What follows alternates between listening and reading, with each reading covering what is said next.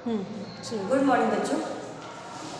कल हमने आपको कल के वीडियो में रीड क्लियरली नामक पाठ जो है वो पढ़ करके सुनाया था। अब उसका शेष भाग ये आज कल तक के वीडियो में हमने आपको बताया था कि जो है गोपाल प्रसाद और शंकर लड़की देखने रामस्वरूप के यहाँ जाते हैं।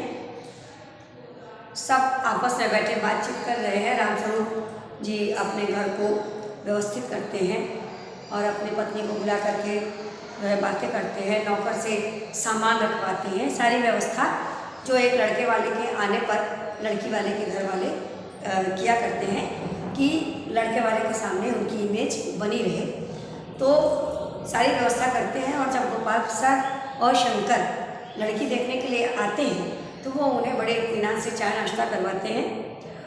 और जो है गोपाल प्रसाद अपने ज़माने की बात करने लगते हैं कि हमारे ज़माने में हम लोग कैसे रहते थे, कितनी कितनी कचौड़ियाँ खा जाते थे, कितना काम करते थे और कभी बीमारी जो है हम लोगों को छू करके भी नहीं निकलती थी।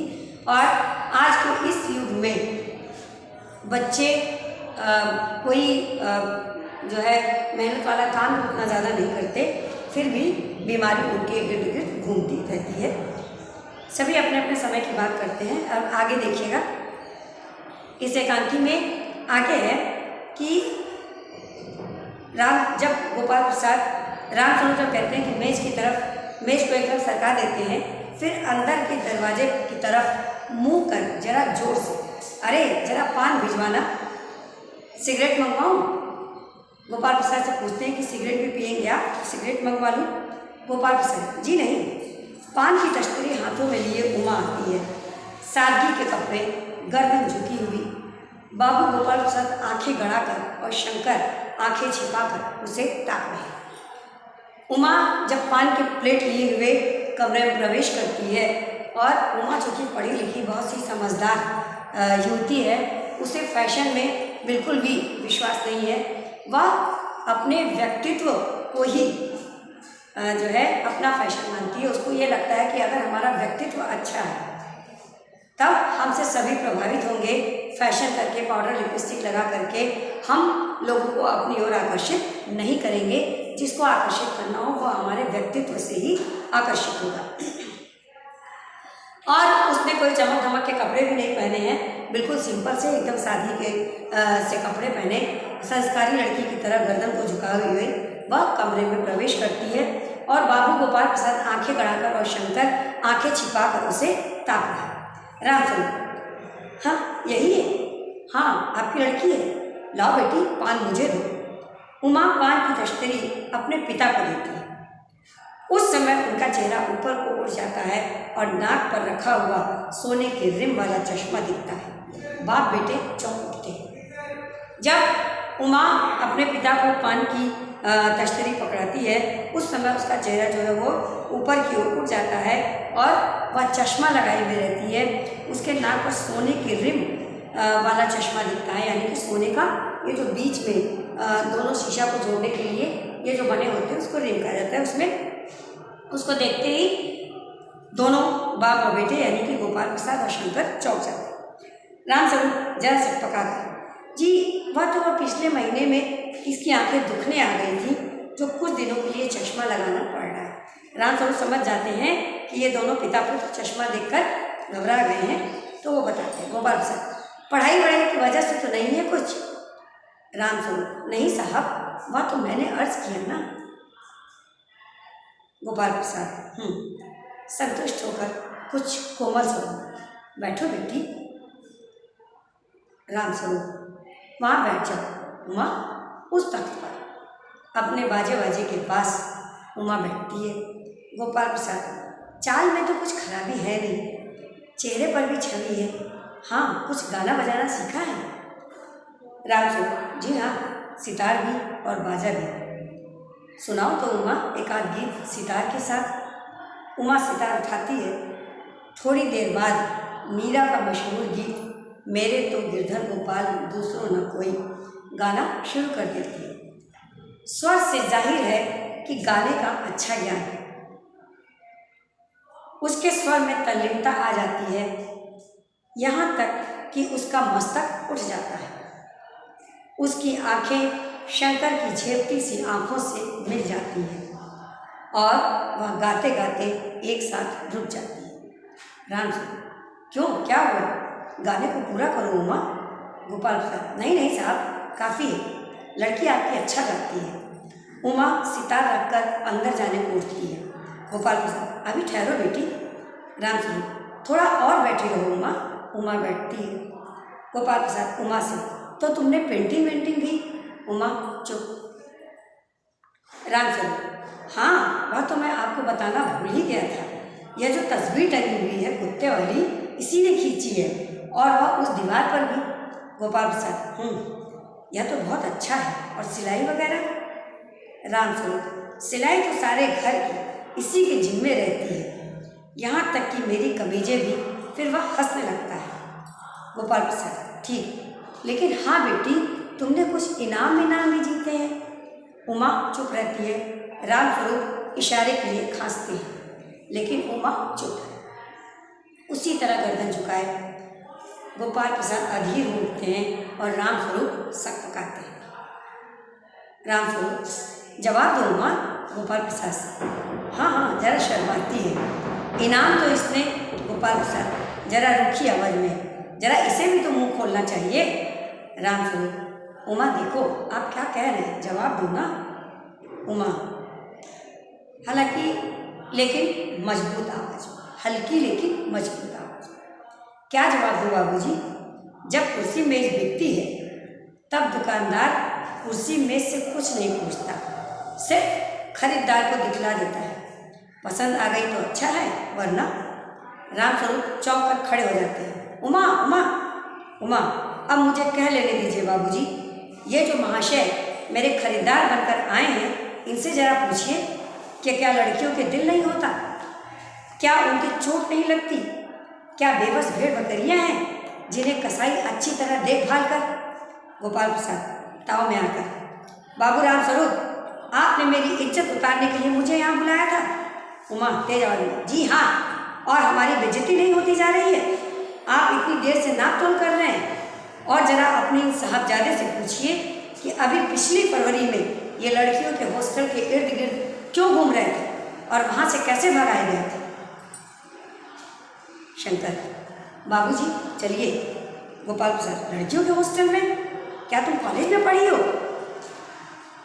रामस्वरूप बिल्कुल चुप रहते हैं। उमा, जी हाँ, कॉलेज में पढ़ी हूँ। मैंने बीए पास किया है, कोई पाप नहीं किया, कोई चोरी नहीं की, और न आपके पुत्र की तरह ताक झांक कर कायरता दिखाई। मुझे अपनी इज्जत, अपने मान का ख्याल तो है, लेकिन इनसे पूछिए कि ये किस तरह नौकरानी के पैरों को पढ़कर अपना मुंह छिपाए भागे थे। रामस्वरूप, उमा उमा। गोपाल प्रसाद खड़े होकर गुस्से में, बस हो चुके। बाबू रामस्वरूप, आपने मेरे साथ दगा किया। आपकी लड़की बीए पास है और आपने मुझसे कहा था कि सिर्फ मैट्रिक तक पढ़ी है। लाइए, मेरी छड़ी कहाँ है, मैं चलता हूँ। वेद ढूंढ कर उठाते हैं। बीए पास? ओफो, गजब हो जाता, झूठ का भी कुछ ठिकाना है। आओ बेटी चलो। दरवाजे की ओर बढ़ते हैं। उमा, जी हाँ, जाइए, जरूर चले जाइए, लेकिन घर जाकर यह पता लगाइएगा कि आपके लाडले बेटे की रीढ़ की हड्डी है भी या नहीं, यानी बैकबोन। बाबू गोपाल प्रसाद के चेहरे पर बेबसी का गुस्सा है और उनके लड़के के रुलासापन दोनों बाहर चले जाते हैं।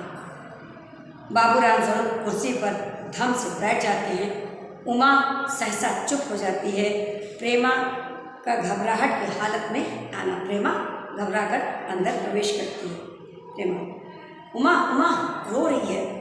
यह सुनकर रामस्वरूप खड़े होते हैं। रतन आता है। रतन, बाबूजी, मक्खन, सब रतन की तरफ देखते हैं और पर्दा गिरता है। इस पाठ में लेखक ने जो स्त्रियों की दुर्दशा के विषय में बताया है कि स्त्रियां शिक्षित होते हुए भी उसे जो है उमा को अपनी शिक्षा छिपानी पड़ रही है, क्योंकि समाज में जो पुरुषों का वर्चस्व है कि पुरुष अपने चाहे कुछ भी करें, लेकिन स्त्रियों को वो कुछ भी करने की आज्ञा नहीं देते। या हमारा देश जो है वह पुरुष प्रधान देश है। पुरुष अपने आप को हमेशा सबसे ऊपर सर्वोपरि मानता है। अहंकार, गर्व और घमंड से भरा हुआ पुरुष समाज कभी भी स्त्रियों को आगे आने नहीं देता। उसको ऐसा लगता है कि अगर स्त्रियां समाज में बढ़ चढ़कर हिस्सा लेंगी, बढ़ चढ़कर कार्य करेंगी तो हमारा सिर जो है वह शर्म से झुक जाएगा।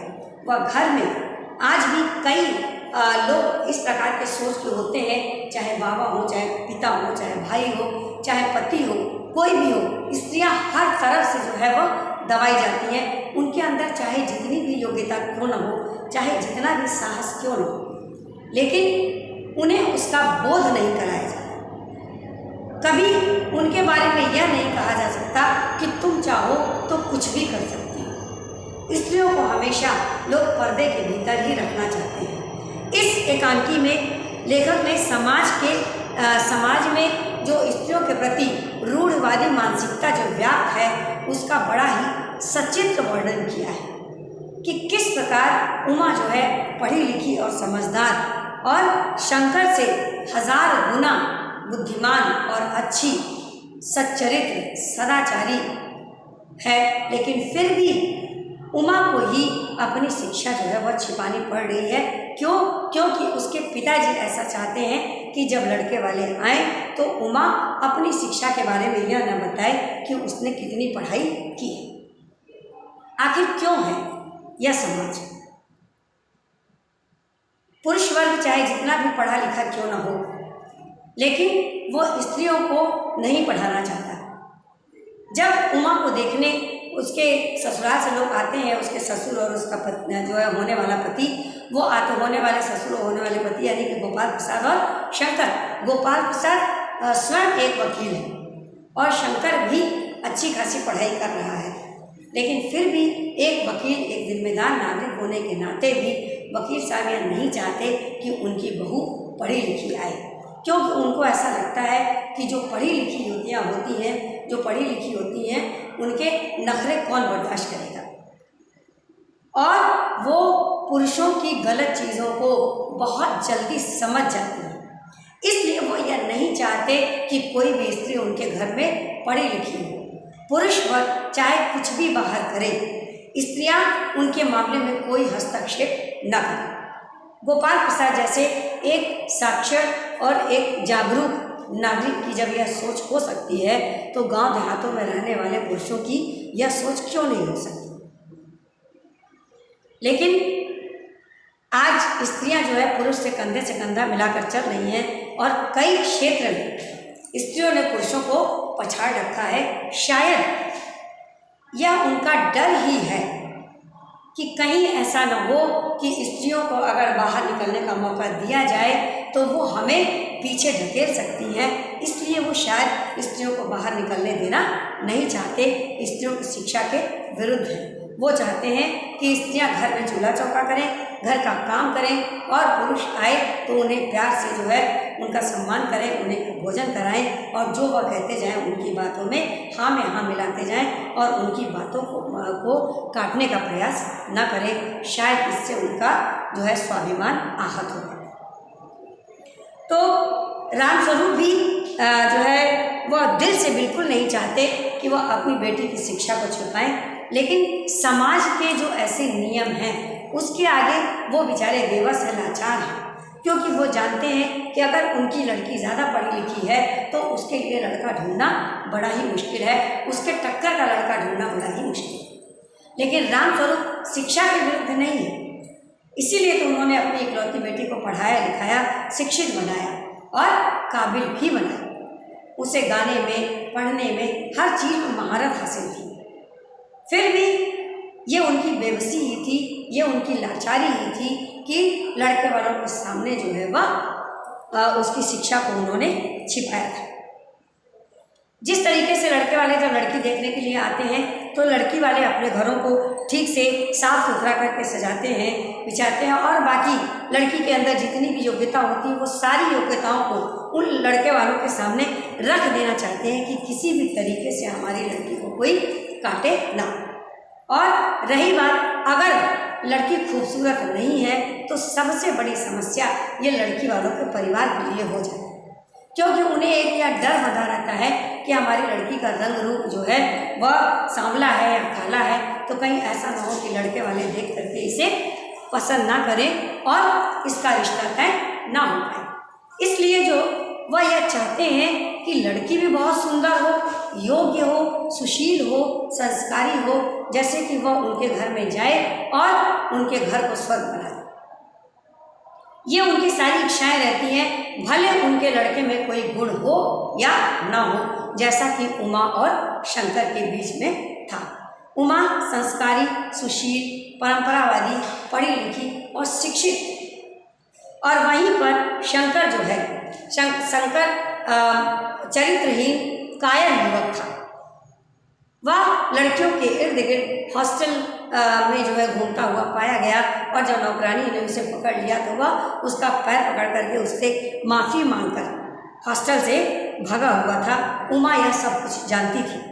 तो जैसे ही जो है गोपाल प्रसाद और शंकर रामस्वरूप जी के यहाँ आते हैं, रामस्वरूप उनके आवभगत करने में जो है लीन हो जाते हैं और तरह तरह की नाश्ता और सितार और बाजा, हारमोनियम वगैरह मंगा करके रख देते हैं। वो अपनी तरफ से अपनी लड़की को हर रूप में योग्य दिखाना चाहते थे, लेकिन उन्होंने अपने लड़की की असली योग्यता जो थी कि उसका ग्रेजुएशन होना, उसका ग्रेजुएट होना, ये उन्होंने छुपा रखा था और लड़के वाले को सिर्फ मैट्रिक पास ही बताया, क्योंकि उन्हें वह ये डर था कि कहीं ऐसा ना हो जाए कि लड़के वाले इसकी शिक्षा सुन करके इसे नापसंद करें, क्योंकि गोपाल प्रसाद की सोच जो है वह बिल्कुल दकियानुसी थी। जब उमा लड़के वाले के पास आती है, यानी कि जब प्लेट में पान लेकर के आती है, तब जैसे ही सबकी निगाह जो है शंकर चुप्पे से उमा को देखता है और गोपाल प्रसाद जो है बिल्कुल एकटक उमा को देखते रहते हैं, क्योंकि उमा ने यहाँ तक पल्ला कर रखा था तो उसका चेहरा जो है ठीक से दिखता नहीं है और वह गर्दन झुकाए हुए चली आ रही थी। तो क्या होता है कि उमा जब पान की तश्तरी अपने पिता को पकड़ाती है तो ऐसी स्थिति में उसका थोड़ा सा चेहरा ऊपर की ओर उड़ जाता है। तब रामस्वरूप गोपाल प्रसाद देखते हैं कि उसने तो चश्मा लगा रखा है। सबसे पहले गोपाल प्रसाद यही देख करके चौंक उठते हैं कि अरे इसने चश्मा क्यों पहन रखा है। उसी समय से उनका शक जो है उमा के प्रति शुरू हो जाता है। उनको लगता है कहीं ऐसा तो नहीं कि यह पढ़ी लिखी तो नहीं है,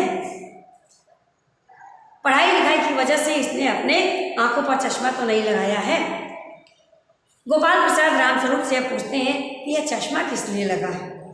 तो रामस्वरूप अपनी बेटी के बारे में बताते हैं कि कुछ दिन पहले इसकी आंखों में कोई तकलीफ हो गई थी, इसलिए इसे डॉक्टर ने जो है चश्मा लगाने को कहा है। कुछ दिन बाद यह चश्मा उतर जाएगा।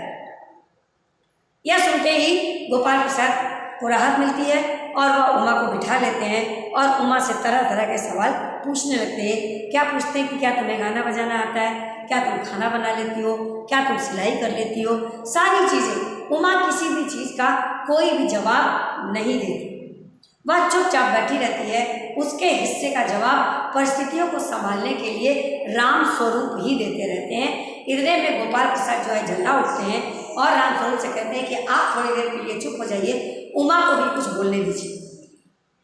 तब उमा का क्रोध जो अंदर ही अंदर प्रज्वलित हो रहा था वह दबे हुए किंतु क्रोध युक्त स्वर में वह जो है बाहर निकलने लगता है और उसे यह सुनकर के बड़ा गुस्सा आता है। पहले तो जब उमा यह सुनती है कि उन्होंने पूछा है कि ये जो मेडल वगैरह मिला है ये सब कहीं ऐसा तो नहीं कि सच हो, उनको शक था कहीं से सुन रखा होगा। लेकिन जो है जब फिर रामस्वरूप उस बात को टाल जाते हैं, उमा को यह सुनकर के बड़ा बुरा लगता है।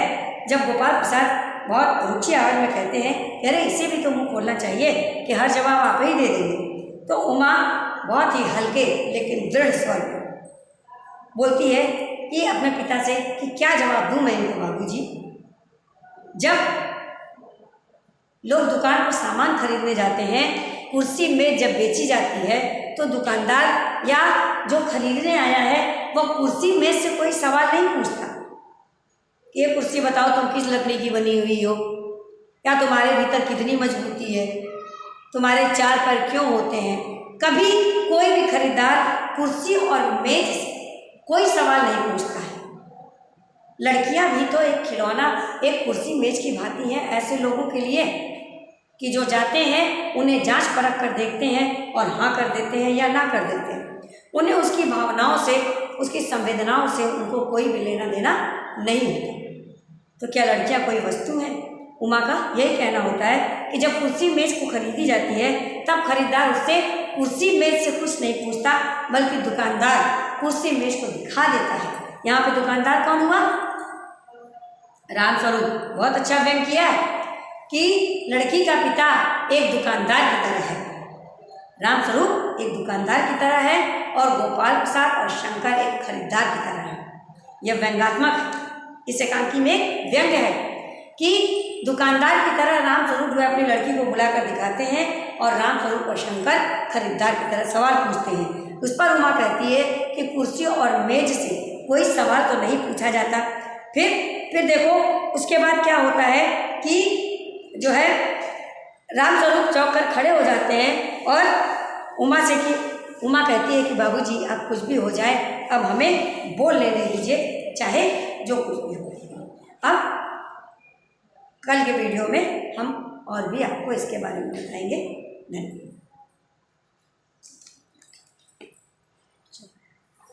लगा लेंगे, बना लें तो